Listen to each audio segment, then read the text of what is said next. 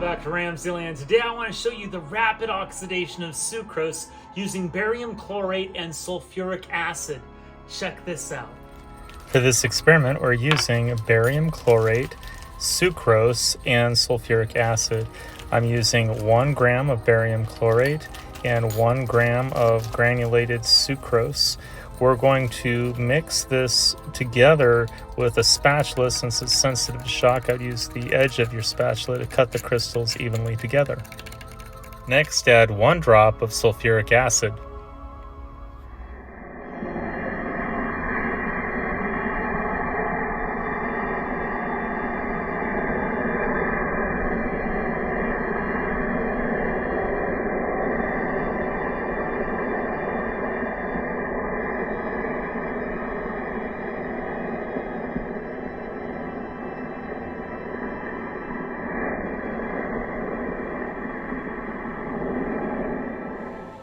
Here's the balanced equation for this amazing exothermic reaction.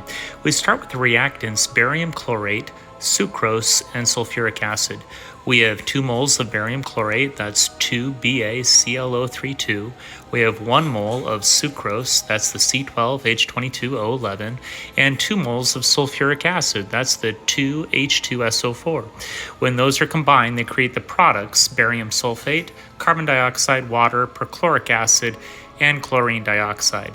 We have 2 moles of barium sulfate, that's the 2BaSO4, 12 moles of carbon dioxide, that's the 12CO2, 11 moles of water, that's 11H2O, 2 moles of perchloric acid, that's the 2HClO4, and 1 mole of chlorine dioxide, that's the ClO2, in this amazing rapid oxidation of sucrose.